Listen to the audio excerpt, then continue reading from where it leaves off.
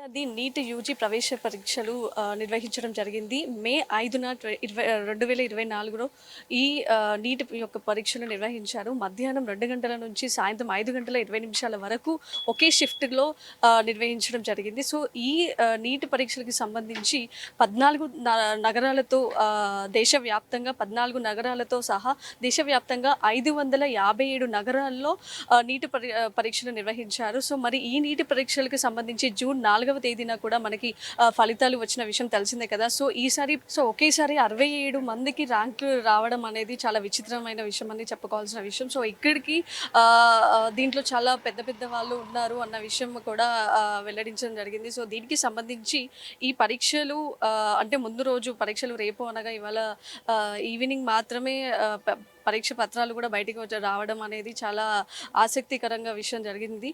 దీనికి సంబంధించి కొంతమంది చాలా ధర్నాలు ఇలాంటివి కూడా జరుగుతూ ఉన్నాయి. సో ఈ పరీక్షలు మళ్ళీ నిర్వహించాలి లేదంటే రద్దు చేయాలి అని చెప్పేసి కొన్ని వర్గాల వాళ్ళు కూడా మనకి ధర్నాలు రూపంలో కూడా నిర్వహిస్తూ ఉన్నారు. ధర్నాలు కూడా నిర్వహిస్తున్నారు. సో చూద్దాం ఇక్కడ కూడా మనం కొంతమంది నీట్‌కి సంబంధించి పరీక్షలు రాసిన వారి మాటల్లో కూడా విందాం ఒకసారి. అంటే పరీక్షలు ఎలా అంటే రద్దు చేయాలి అంటే ఒకే కారణంగా నిజంగా వాళ్ళకి నిజంగా రద్దు చేయడం అనేది ఎంతవరకు కరెక్ట్?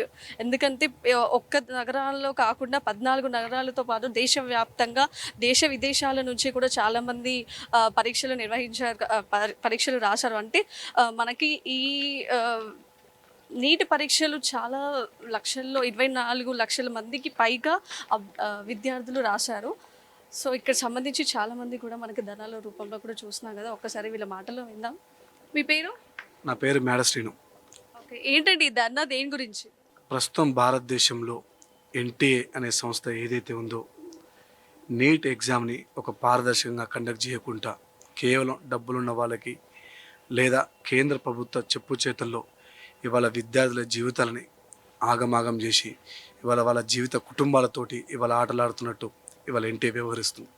ఒక ఎన్టీఏ అనే సంస్థ స్వచ్ఛందంగా నీట్ ఎగ్జామ్ని కండక్ట్ చేసి ఎవరైతే యాస్పిరెంట్లు ఉన్నారో వాళ్ళకు ఒక మెరుగైన పరీక్షను పెట్టి వాళ్ళని ఇవాళ ప్రపంచానికి చూపిస్తే వాళ్ళు రేపు డాక్టర్లు అయ్యి ఇవాళ ఈ సమాజంలో ఒక నాణ్యమైన వైద్యాన్ని అందిస్తారు. ఆ విధంగా వ్యవహరించుకుంటాం కేంద్ర ప్రభుత్వం చెప్పు చేతలో ఇవాళ ఎన్టీఏ వ్యవస్థ అనేది నడుస్తుంది. దానివల్ల దేశంలో 25 లక్షల మంది నీట్ అభ్యర్థులకి ఇవాళ వాళ్ళ జీవితాలు నడి రోడ్డు పాలైనవి. దానికి కారకులు ఎవరు? ఇవాళ కేంద్ర ప్రభుత్వం ఎన్టీఏ సంస్థ.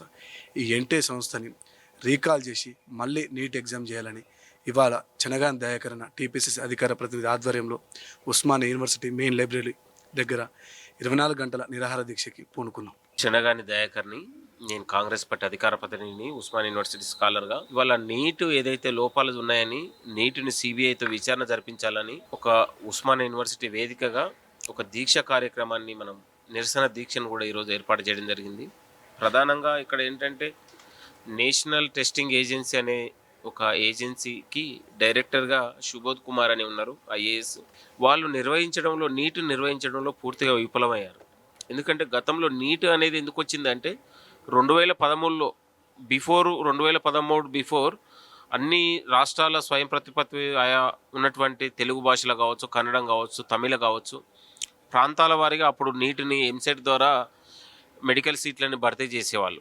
కాబట్టి 2013లో దేశవ్యాప్తంగా నీటిని ఎంట్రన్స్ పెట్టి ఒక ఉమ్మడి టెస్ట్ పెట్టడం ద్వారా ఈ దేశంలో ఒక మంచి క్వాలిటీతో కూడినటువంటి నాణ్యమైన ఈ దేశానికి కావాల్సిన డాక్టర్లను తయారు చేయగలుగుతామని ఆ రోజు కాంగ్రెస్ ప్రభుత్వం ఆశించి నీటిని ఏర్పాటు చేయడం జరిగింది. నీటిని ఏర్పాటు చేసిన తర్వాత 2013 తర్వాత ఇవాళ 2024లో నీటి నిర్వహణలో పూర్తిగా బీజేపీ ప్రభుత్వం పూర్తిగా విఫలమైంది. ఇవాళ బీజేపీ పెద్దలకే 74 మెడికల్ కాలేజీలు ఉన్నాయి. దేశవ్యాప్తంగా 706 అన్ని మెడికల్ కాలేజీలు ఉంటే 74 కాలేజీలు బీజేపీ ఎంపీలకు చెందినవి ఉన్నాయి. ప్రధానంగా ఇక్కడ తెలుగు విద్యార్థులు నష్టపోతూ ఉన్నారు. మొత్తం కూడా ఆధిపత్యం దేశవ్యాప్తంగా మెడికల్ కాలేజీల్లో నార్త్ ఉన్నటువంటి వాళ్ళదే ఆధిపత్యం ఉంది. సౌత్ వాళ్ళది పూర్తిగా చాలా దారుణంగా ఉంది. ఎయిమ్స్ లాంటి జాతీయ సంస్థల్లో తెలుగు విద్యార్థులకు అన్యాయం జరుగుతూ ఉంది. ఇవాళ కిషన్ రెడ్డి కానీ బండి సంజయ్ కానీ తెలుగు విద్యార్థుల పక్షాన ఏనాడు కూడా మాట్లాడినటువంటి పరిస్థితి లేదు. నీట్లో అనేక లోపాలు ఉన్నాయి, నీట్లో లీక్ జరిగింది, దీని వెనకాల బీజేపీ నాయకుల హస్తం ఉంది. కాబట్టి బీజేపీ నాయకులు చర్యలు తీసుకోవడంలో పూర్తిగా విఫలమవుతూ ఉన్నారు. ఇలా ఎన్టీఏ డైరెక్టర్ని తొలగించకుండా ఆదేశించకుండా వాస్తవాలను కేంద్ర ప్రభుత్వానికి ఇవ్వకుండా జాప్యం చేస్తూ ఉన్నారు. సుప్రీంకోర్టు పదే పదే చెప్తా ఉంది, నీట్లో లీకేజ్ ఉన్నాయి, లోపాలు ఉన్నాయి, పూర్తి వివరాలు ఇవ్వండి అంటే కూడా ఎన్టీఏ ఏదే నేషనల్ టెస్టింగ్ ఏజెన్సీ ఉందో కోర్టులకు కూడా ఆధారాలు వాస్తవాలు ఇవ్వడం లేదు. కాబట్టి చాలా నిర్లక్ష్యంగా ఉంది. దీనికి పూర్తిగా బీజేపీ నాయకులు బాధ్యత వహించాలి. YR not BJP leaders not talking, ఎందుకు మాట్లాడట్లేదు వాళ్ళు? దీనికి మోడీ ప్రధాన బాధ్యత వహించాలి.